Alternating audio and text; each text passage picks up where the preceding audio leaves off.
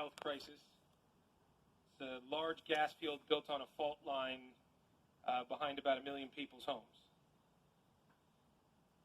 The bill was also a bill to protect the workers at that facility and throughout the gas system, to make sure that they had proper protections in place, as well as the frontline communities who have to pay the rates when the gas company doesn't maintain safety around their system.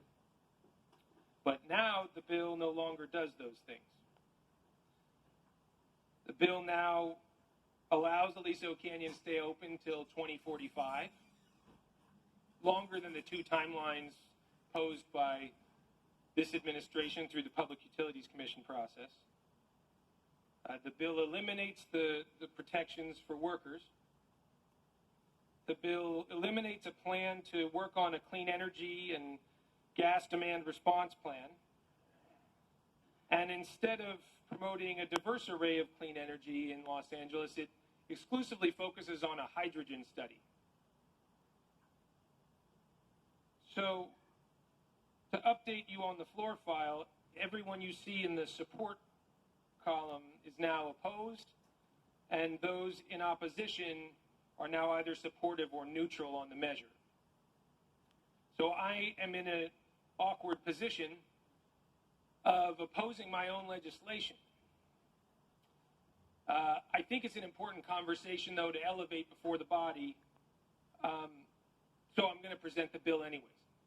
And I would encourage you all to vote however you see fit, but the way I see this legislation now is essentially a choice about the future of energy in Los Angeles and, frankly, in California. And I think that this measure says that we can't change until 2045. And then in the meantime, the only place we should put our focus and our hope is on hydrogen, which is still untested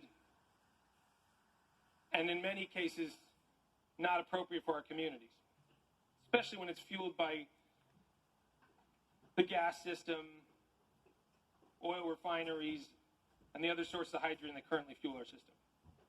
So I can't in good conscience go home and just sock this bill away and make it hide, because I think it needs to be said that I get it.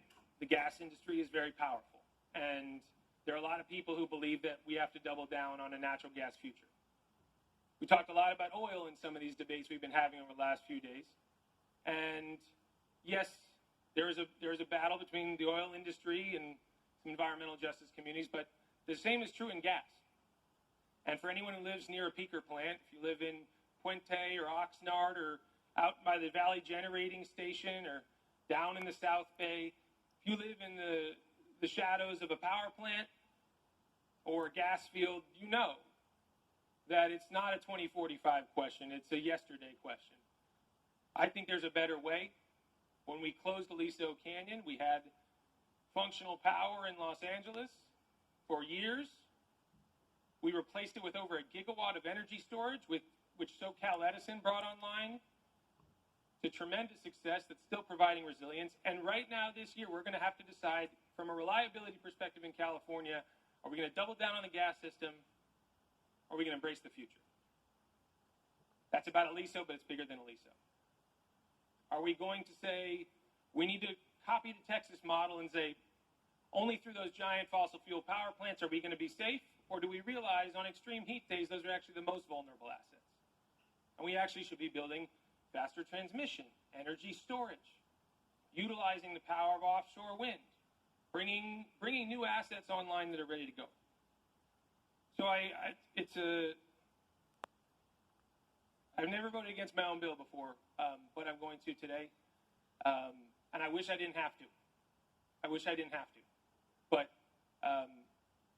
there's a power shift that needs to happen in Sacramento and all over this state. And that's why I'm going to stand in opposition here today. So I respectfully request your no vote. Is there any discussion or debate on this item? Senator Daly. Thank you, Madam President. Members, I saw this bill in EQ. And, there's a lot of debates on this floor about what the future is of California's electric grid. Let's talk about it for a second. We're going to shut down Diablo Canyon nuclear power plant. 6% of California's electricity. Aliso Canyon. We had a leak there. We need to fix the leak, obviously, because it's an environmental problem. There's a lot of people's lives affected to it. But we also need that gas storage facility when it's 100 degrees, and you have to have a peaker plant because we don't have the transmission to get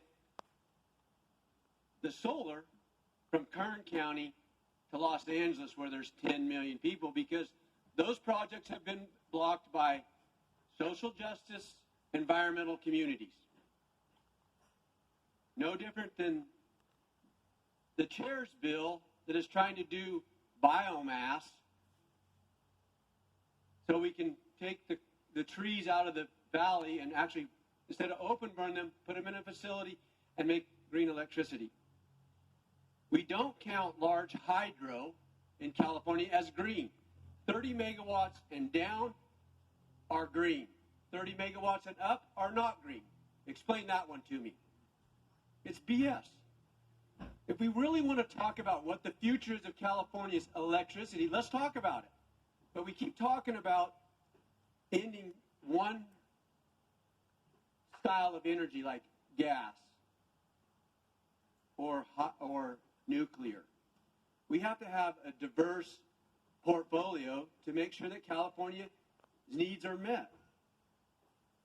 It's the same thing we saw in all these debates about what the future is of California's climate goals. We've seen 4 bills come through here talking about cement production because we need cement in California. No time soon are we not going to use all these commodities, oil, for example. So why don't we lay out a real strategy, a real plan that allows us to get where we want to go? Where do we want to go? We would love to see people driving electric cars, not combustible cars, but we have an electricity grid that's antiquated and can't provide the energy for electric cars. But we keep marching down that road at all the expense of our constituents who pay the highest rates for gasoline and the highest rates for electricity. And you know what? We keep throwing money at it. We keep forcing people to change their way of living to come to an outcome that is not getting there. It's driving people out of California, and it's driving people's lifestyles to the brink of where they can't even afford to put gasoline in their own car or cool their house because electricity rates are too high.